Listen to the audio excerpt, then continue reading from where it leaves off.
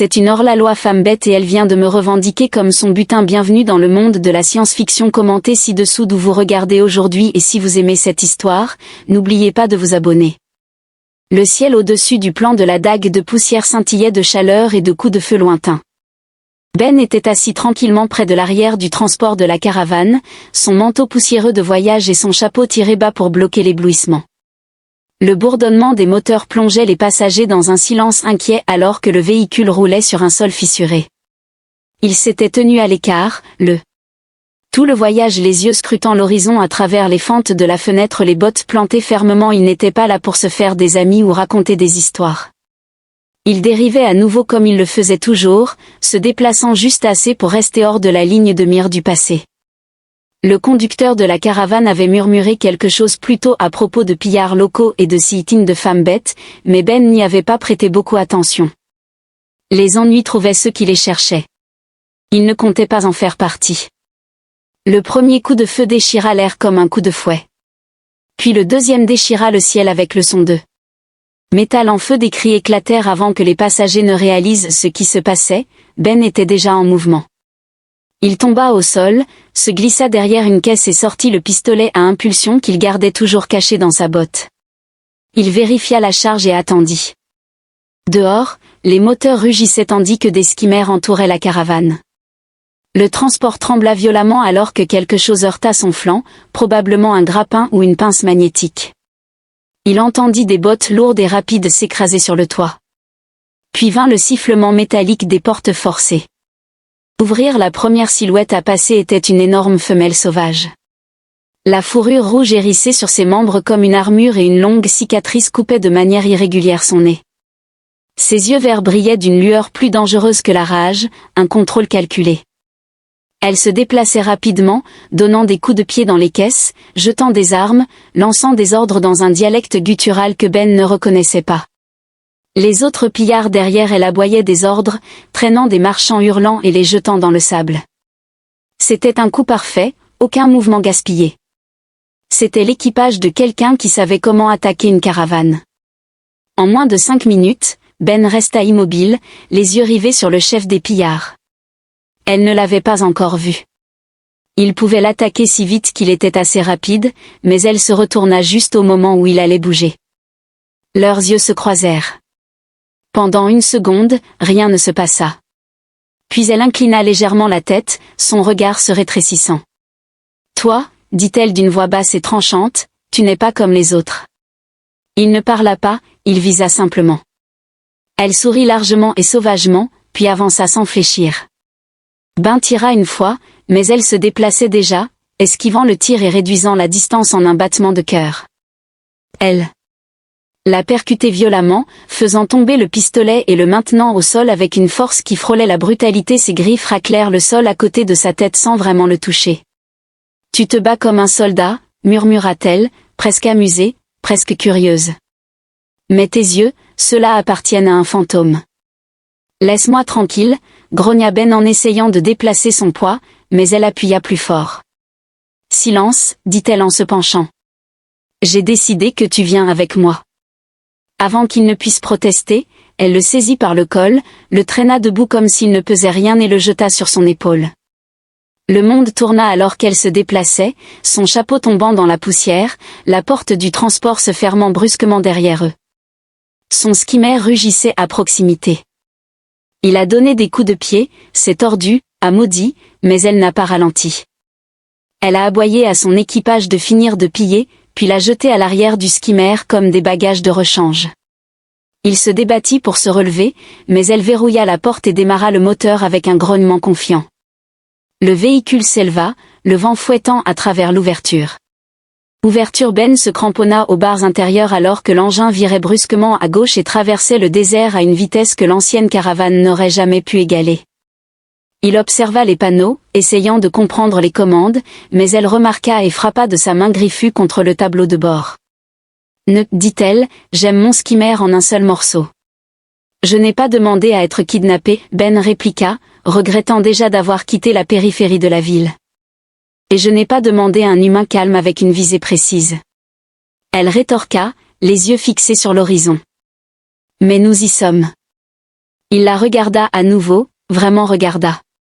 Pas seulement la fourrure ou les muscles ou la cicatrice, mais la façon dont elle conduisait d'une main, la façon dont elle ajustait les stabilisateurs du skimmer à l'oreille, comme si elle vivait avec une machine depuis sa naissance. Il n'y avait aucune hésitation en elle, aucune douceur, mais son ton n'était pas moqueur non plus. Elle ne l'avait pas tué alors qu'elle aurait pu le faire facilement, cela la rendait dangereux de manière qui allait au-delà des griffes et de la vitesse. « Que voulez-vous de moi ?» demanda-t-il enfin. Elle a donné un bref rire. « Ne te fais pas d'illusions, j'avais besoin de butin. Tu avais l'air intéressant, alors je t'ai pris. Tu vas le regretter. » Elle lui lança un regard avec un sourire aiguisé. « J'espère que non, je déteste m'ennuyer. » Ils continuèrent à avancer en silence après cela, le soleil se couchant à l'horizon fissuré, projetant de longues ombres sur la plaine infinie. Ben resta immobile, calculant les probabilités et les scénarios, mais aucun d'eux ne se terminait proprement. Elle avait l'avantage pour.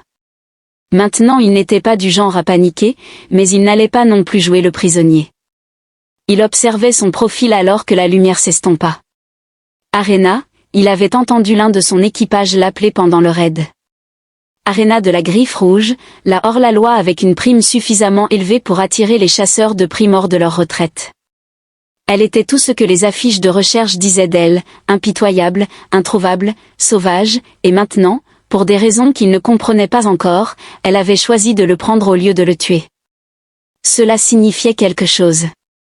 Ben s'appuya contre le mur froid du skimmer et ferma brièvement les yeux, ne se reposer mais réfléchir. Il devait rester alerte.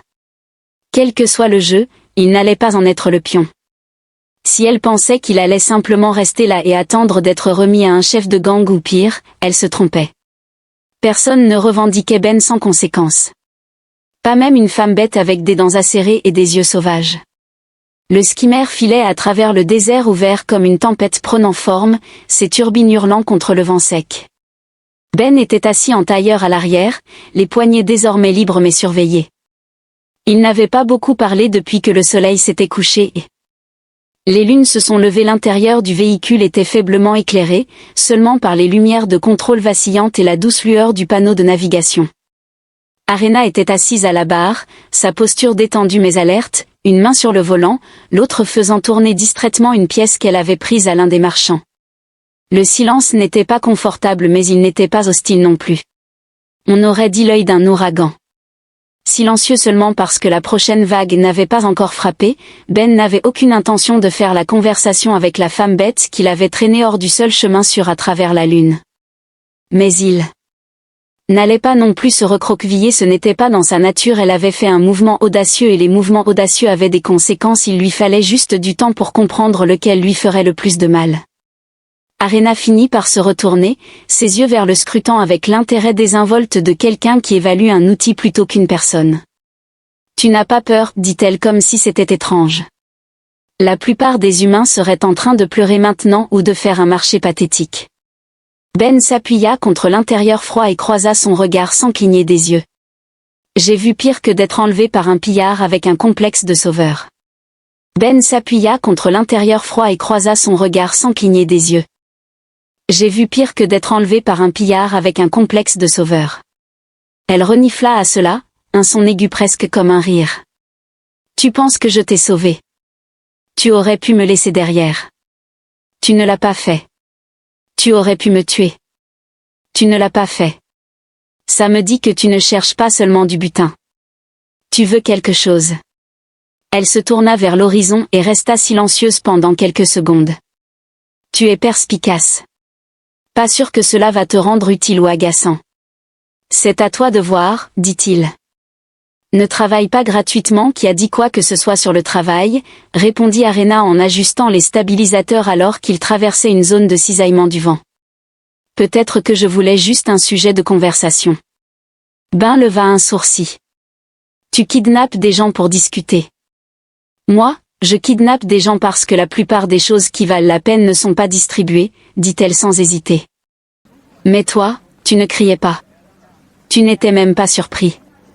Tu m'as regardé comme si tu t'attendais à des ennuis. Ça me rend curieux. La curiosité n'est pas une stratégie, a dit Ben. Que se passe-t-il quand ça te tue, elle? Sourit à nouveau et cette fois, il y avait d'un véritable amusement derrière. Alors au moins je meurs avec mes griffes dans quelque chose d'intéressant. Le skimmer a viré brusquement à droite, descendant dans un canyon étroit qui traversait le désert comme une cicatrice. Ben regardait les parois rocheuses passer si près qu'il aurait pu les toucher, le chemin n'étant navigable que par quelqu'un qui connaissait le terrain. Ils émergèrent finalement dans une crique cachée, partiellement recouverte de rochers escarpés et de broussailles sèches. Arena coupa le moteur et sortit à l'air libre, s'étirant comme un prédateur après une longue sieste. Elle ne lui a pas dit de suivre, mais Ben l'a fait quand même en gardant une distance mesurée. Ce n'était pas la première fois qu'il se trouvait en territoire hostile et le truc n'était pas de se battre trop tôt. C'était de savoir exactement quand frapper et quand attendre.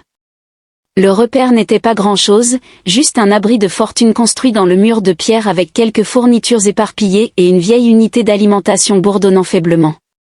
Il y avait une tour de communication, à portée trop courte et bricolée, mais suffisante pour de courtes transmissions. Ben prit tout cela en un coup d'œil et rangea les détails. Arena s'est déplacée vers un endroit proche. La caisse s'est ouverte et elle lui a lancé une ration. Il l'attrapa sans dire un mot. « Tu as déjà entendu parler du dépôt du secteur 9 ?» demanda-t-elle en mordant dans son propre repas. Ben prit une bouchée avant de répondre. C'était un dépôt de fournitures pendant la guerre, enterré après l'armistice, supposément rempli de données sur les armes, même de certaines technologies prototypes. Les rumeurs disent qu'il est hanté, maudit ou piégé à mort. Eh bien, Arena dit en s'essuyant la bouche. Tu vas m'aider à le trouver. Ben laissa le silence s'installer un peu avant de répondre parce que j'avais l'habitude de gérer le renseignement parce que j'ai la carte, dit-elle. Tapant sa griffe contre sa poitrine et tu as le cerveau pour le lire. Ben n'en doutait pas. Il en avait vu des éclairs pendant l'escarmouche. Elle était plus qu'une brute.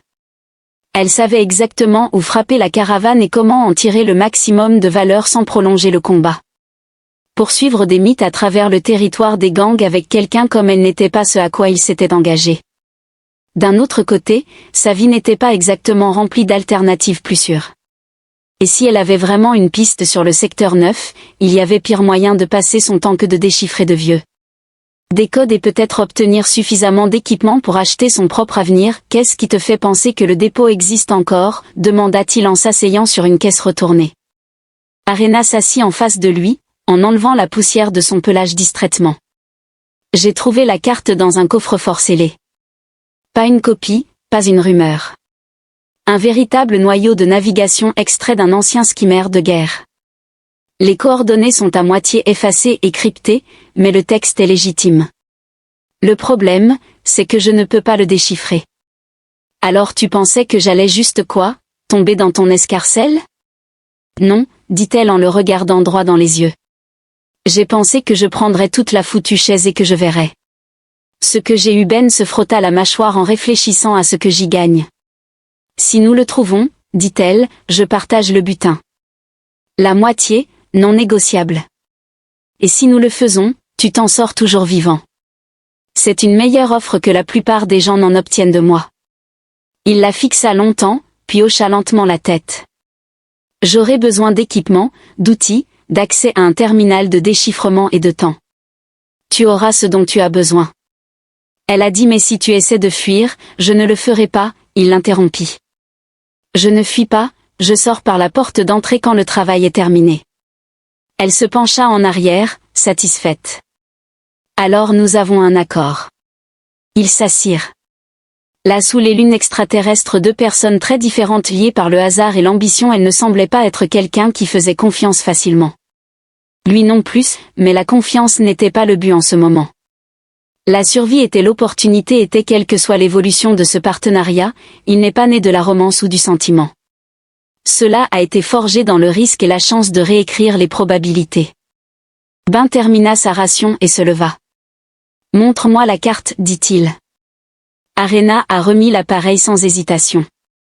Au moment où il l'a touché, il savait que c'était réel. Cela vient juste de devenir compliqué. Le Navcore était plus ancien que tout ce avec quoi Ben avait travaillé depuis des années. Le cryptage du noyau profond pré-effondrement fusionné avec une redondance analogique. Ce n'était pas conçu pour la vitesse. C'était conçu pour garder les secrets enfouis. Et celui qui l'a programmé ne voulait pas que n'importe qui les déterre.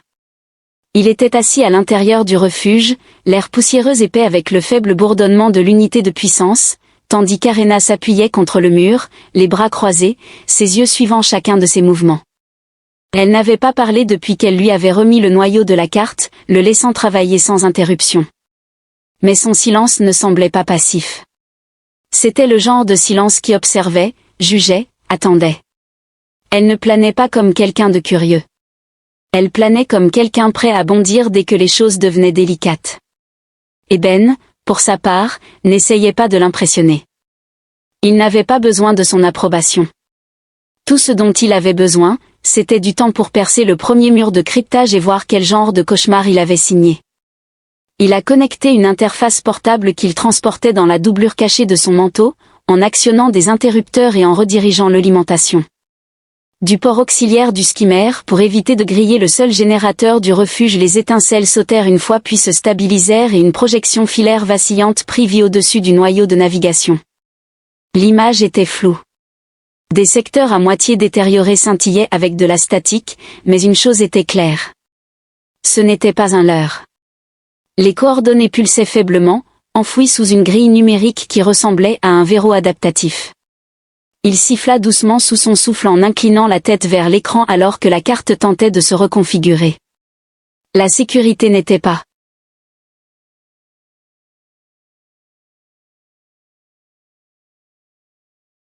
Et espérer qu'il ne s'efface pas accidentellement à mi-chemin au lieu d'un grognement féroce, elle laissa échapper un cri de frustration. Nous manquons de temps. Où est mon ancien groupe? Je peux être sûr que Core ne me donnera pas cette récompense sans lutte. Quand la nouvelle se répandra que j'ai une piste dans le secteur 9, tous les chasseurs de primes de cette lune et tous les MC de pacotille viendront fouiner. Ben haussait un sourcil et leva les yeux vers le ciel. Alors peut-être que c'était une erreur de m'inviter dans ton refuge secret. Sans discuter, ses lèvres se courbèrent à peine.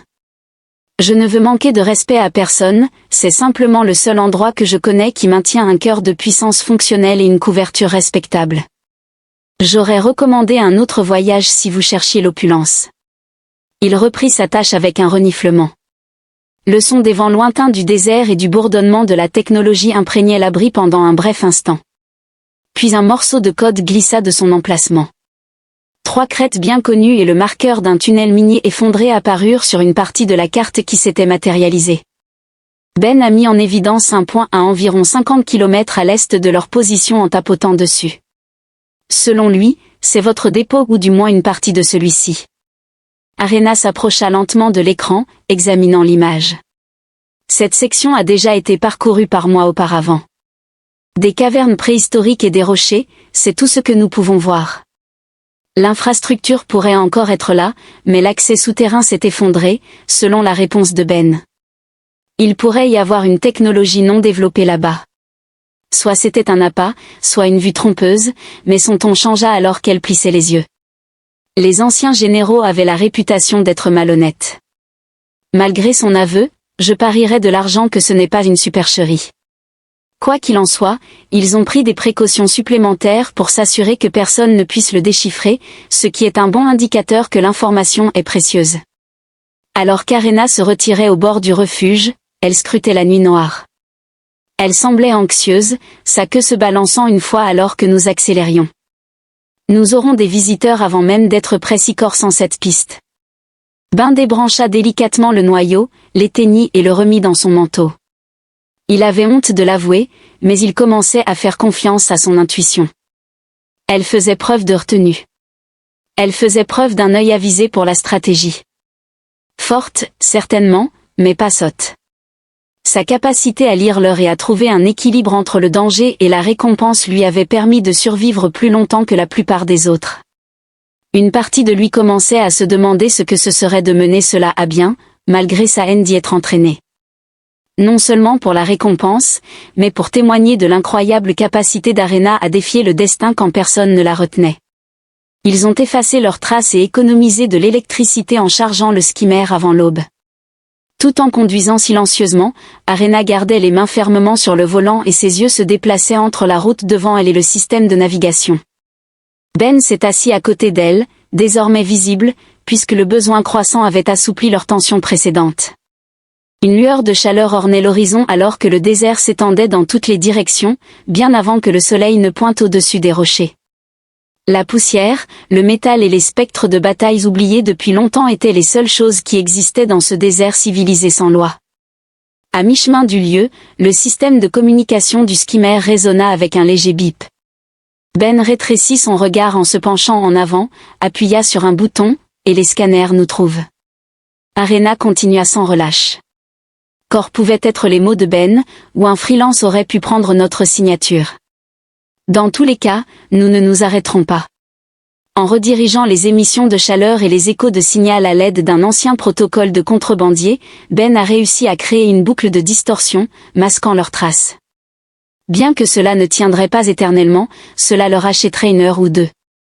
Arena resta silencieuse, mais son petit hochement de tête transmit tout le sens dont il avait besoin. Sa valeur n'était pas nulle. Elle ne le considère plus pour elle. Après avoir atteint la crête, ils abandonnèrent le skimmer caché derrière une formation rocheuse et continuèrent à pied. Des pentes rugueuses en schiste avec des bords tranchants et des sols instables composaient le paysage. Arena monta avec la grâce d'une bête mythique, tandis que Ben la suivait avec l'aisance d'un expert. Il persista sans demander d'aide ni ralentir son avancée, et c'est lui qui découvrit le panneau d'accès caché sous une dalle de métal tombée à l'entrée de l'ancienne mine, partiellement recouverte de sable et du passage du temps. Alors qu'il travaillait, le panneau produisit une petite étincelle. Arena se tenait silencieusement à ses côtés, une main sur sa lame, scrutant les ombres. Enfin, la porte s'ouvrit en sifflant, révélant un couloir poussiéreux et sombre. Ben se tourna vers elle et demanda: « Es-tu prête ?» Je suis né dans un monde où son sourire était complet avec des dents. Ils s'aventurèrent dans l'inconnu côte à côte. Dans le tunnel, l'air était lourd et stagnant, portant le poids de décennies passées sans un mot. Partout où ils regardaient, la poussière adhérait aux surfaces, et à mesure qu'ils avançaient, de petits nuages se levaient, ressemblant à de la fumée, à travers les faisceaux de leurs lampes de poche. Le bâtiment avait tenu malgré les murs en métal corrodés et endommagés. Il y avait une immobilité dense et suffocante, sans effondrement ni collapse. Alors qu'ils avançaient, Ben se stabilisait avec son arme de poing et son scanner, le rythme lent de son détecteur de mouvement correspondant au battement de leurs pas. Arena avançait d'un pas ferme derrière lui, l'épée dégainée, ses sens aiguisés. Même dans le silence, ses mouvements étaient prédateurs. Ses yeux fouillent frénétiquement tout danger potentiel rôdant dans les couloirs, au coin des murs, ou dans les conduits d'aération. Ils traversèrent ce qui devait autrefois être une station logistique, mais aucun d'eux ne dit un mot tout le temps. La zone était ancienne, dangereuse, et bourdonnait d'une énergie qui pouvait éclater en quelque chose qu'ils ne pouvaient même pas commencer à imaginer. Curieusement, des écrans brisés étaient positionnés sur les murs. Les récupérateurs avaient depuis longtemps vidé les casiers et les caisses, les laissant éparpillés et vides. Cependant, une fois qu'ils eurent surmonté le chaos initial, ils découvrirent des chambres avec des serrures. En s'approchant de l'un d'eux, le scanner de Ben commença à briller subtilement. Dans l'ombre, une chambre de données avec des verrous rouges clignotants qui fonctionnent encore.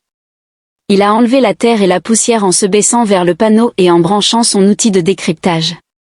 Debout à ses côtés, Arena déplaça légèrement son poids sans dire un mot. Sa foi inébranlable en lui pour accomplir la tâche en disait long. L'intérieur de la pièce avait été préservé par l'absence d'air et d'interférence, la serrure sifflait lentement avant de libérer la porte, qui s'ouvrit en gémissant juste assez pour qu'il puisse passer. Dès que le panneau détecta un mouvement, les lumières sur la console commencèrent à clignoter. Ben, malgré lui, avança, les yeux écarquillés. Les données pouvaient être stockées en toute sécurité dans les rangées de noyaux de stockage qui longeaient les murs. C'était plus qu'une simple technologie obsolète, personne n'avait mis les pieds ici depuis des décennies. Des documents secrets concernant le renseignement recueilli pendant la guerre. La dynamique de pouvoir lunaire pourrait être altérée si même la moitié pouvait être récupérée. Avec précaution mais rapidement, il connecta son équipement au terminal le plus proche et commença à télécharger. Les bras croisés et la queue battant l'air distraitement, Arena faisait les 100 pas près de l'arrière. Plus tôt, tu as mentionné que tu ne courais pas. Sa voix, basse et aiguë, perça le bruit de fond des machines. Ouais, je le pensais, dit Ben, son regard fixé sur la télévision. Alors, elle voulait savoir, pourquoi es-tu ici? Il tapait des commandes avec une précision chirurgicale en gémissant, pourquoi ne pas simplement se cacher dans un joli noyau de ville enfoui? J'ai appris à mes dépens que se cacher ne sert à rien, tout ce que ça fait, c'est prolonger le temps entre les catastrophes. Il y a eu un moment de silence parce que, au moins dehors, je peux choisir l'angle sous lequel le problème se pose. Avant qu'elle ne laisse échapper un léger rire, il jeta un coup d'œil vers elle, son expression empreinte d'inquiétude. Elle sourit, sa première réponse semblant être quelque chose que je pourrais dire. Peut-être que c'est simplement que je tire satisfaction de ne pas avoir traîné de lâche hors de cette caravane. Ben a vérifié les mesures une deuxième fois alors que l'appareil émettait un bip pour indiquer que le premier lot de données avait été envoyé. Le noyau était sain, et il n'y avait aucune manipulation ni détérioration. Il restait verrouillé derrière des pare-feux. Dès que le détecteur de mouvement s'est déclenché une fois, il a cessé de l'atteindre. Juste avant qu'Arena ne bouge, se dirigeant rapidement vers la porte, elle s'est agenouillée et a écouté. Encore une fois, un autre pas faible mais de plus en plus fort. Alors qu'Arena faisait signe de se taire, Ben éteignit la console et mit les cœurs de données dans son sac, le glissant sur le sol pour atteindre Arena. Pour le moment, le couloir à l'extérieur était désert, mais le son était distinct. Des mots discrets portaient dans l'air non filtré tandis que l'équipement s'entrechoquait et que les bots crissaient. Quelles que soient ces personnes, elles n'étaient pas des amateurs. Ben s'approcha en chuchotant, nous pouvons faire le tour de la cage d'ascenseur et revenir au couloir latéral. Arena secoua la tête en disant, trop risqué. Ensuite, nous prévoyons de tendre une embuscade. Un bref hochement de tête était tout ce qu'elle offrit. Alors qu'elle cherchait refuge de l'autre côté, Ben se glissa derrière un pilier. Ils attendaient, leur respiration lente et régulière. Alors que les lumières s'éteignaient puis se rééteignaient, le bruit des pas augmentait en volume. Une escouade de 5 mercenaires, tous armés et manœuvrant avec une précision chirurgicale, a fait irruption. Il est probable que les individus chargés d'enquêter sur la découverte d'Arena n'étaient pas des membres de gang mais plutôt des mercenaires travaillant pour Core. Arena ne perdit pas de temps à foncer sur le premier MC, le tranchant avec des lames rapides et vicieuses avant qu'il ne puisse crier, suivant les signaux de la main de leur chef jusqu'à la salle des données. 2 coups de feu ont été tirés par Ben. Des tirs directs dans la poitrine et le coup du plus proche le tue sur le coup. Quant aux 3 autres, ils se sont dispersés et ont riposté. La pièce est tombée dans l'anarchie. Alors que des projectiles descendaient du ciel, une pluie de décharges de plasma et d'étincelles ricochait sur la console et le métal. Malgré un coup de crosse de fusil dans la cage thoracique, Arena continua à déchirer un autre adversaire. En utilisant la fumée émanant d'un panneau défectueux, Ben manœuvra habilement pour surprendre les 2 restants en les flanquant. Un coup de pied rapide au cou et une balle dans la jambe en ont mis un à terre. Le deuxième a tenté de fuir, mais le plaquage volant d'Arena lui a coupé l'herbe sous le pied. Sa lame se resserra autour de son cou. Elle gronda, « Qui t'a envoyé ?» Avec une expression satisfaite sur le visage, l'homme cracha du sang et dit, « Core est en route. » Son arène est vraiment rapide. Cette fois, cependant, elle a enfoncé la lame à un niveau plus profond. Tu es impatient de voir ta propre stupidité. Une main de Ben se posa sur son épaule alors qu'il avançait. Sa vie pourrait être plus précieuse si tu ne le tues pas tout de suite. Ben hocha la tête et mit les cœurs restants dans son sac pendant qu'Arena se résignait, attachant le mercenaire à un tuyau avec un câble de son propre équipement. Nous devons partir immédiatement car Korga a une piste sur cet endroit et elle ne va pas attendre longtemps. J'ai suffisamment d'informations pour confirmer l'emplacement du dépôt. Rester ici est inutile. En un clin d'œil, ils étaient de nouveau en route, cette fois en utilisant les tunnels pour éviter les bâtiments dangereusement instables et les couloirs effondrés. Après le stress du souterrain, l'air extérieur était rafraîchissant, cependant une ombre de danger restait au-dessus d'eux comme un nuage d'orage. En revenant au skimmer, ils l'ont chargé efficacement. Arena saisit le volant avec assurance, tandis que Ben s'asseyait avec empressement à côté d'elle. Alors que le skimmer rugissait de nouveau, soulevant la poussière dans l'air du matin, Ben regarda Arena et dit, « Tu veux toujours aller au dépôt même maintenant ?» Sa réponse fut retardée. Elle parlait d'un ton déterminé, la mâchoire serrée, comme si quelque chose avait changé en elle. « Je ne suis pas venue jusqu'ici pour fuir, déclara-t-elle. Nous serons prêts, alors que Korga vienne. Ben resta silencieux. Après s'être assuré que son arme était complètement chargée, il se détendit dans son siège. Être préparé à combattre quelqu'un qui ne reculerait pas serait un avantage si la guerre était imminente. Les noyaux de données bourdonnaient silencieusement entre eux alors que le skimmer filait à travers les sables. Ils ne se sont pas non plus étendus sur le sujet. Cependant, le poids du silence était désormais de la compréhension plutôt que de l'anxiété. Dans un mépris imprudent pour la stabilité, Arena poussa le skimmer à ses limites, faisant rugir son moteur sur les plaines poussiéreuses. Ils étaient emportés par une traînée rouilleur alors que les dunes et les crêtes du désert défilaient à toute vitesse. Il pouvait encore sentir l'adrénaline épaisse et crépitante dans l'air. Il s'affaissa dans son siège, sa respiration chargée de l'odeur de métal brûlé et de sang. D'une main, il maintenait le sac de noyaux de données entre ses bottes, et de l'autre, il agrippait la poignée intérieure, essayant désespérément d'éviter d'être projeté sur le côté à chaque virage violent de l'arène. Ses côtes lui faisaient mal là où un merc l'avait accidentellement tiré, et ses muscles étaient endoloris par la lutte, mais les deux étaient supportables. L'angoisse n'était pas nouvelle. La chose la plus importante était le regard intense d'Arena, qu'elle avait maintenu depuis qu'ils étaient sortis des tunnels. Ben, qui était déjà trop préoccupé par lui-même, se retrouvait à l'observer de manière obsessive pendant qu'elle chassait, planifiait et analysait. Ses mouvements étaient précis, durs, efficaces et disciplinés, il pouvait le voir maintenant qu'elle n'avait pas hésité lorsque le conflit a commencé. Découvrez comment elle se distingue des raideurs de gang qui l'ont dépeinte. En tant que guerrière, Arena s'était entraînée pour cela. Quelqu'un lui avait montré les ficelles. Elle était trop rusée pour suivre les dictats d'un tyran comme Korga, qui régnait par le spectacle et la terreur, donc il n'était pas surprenant qu'elle se soit éloignée de sa meute. Arena ne se contentait pas de rester là, elle faisait tout et elle réussissait. Inattendu, il en vint à la réalisation qu'il pouvait lui faire confiance.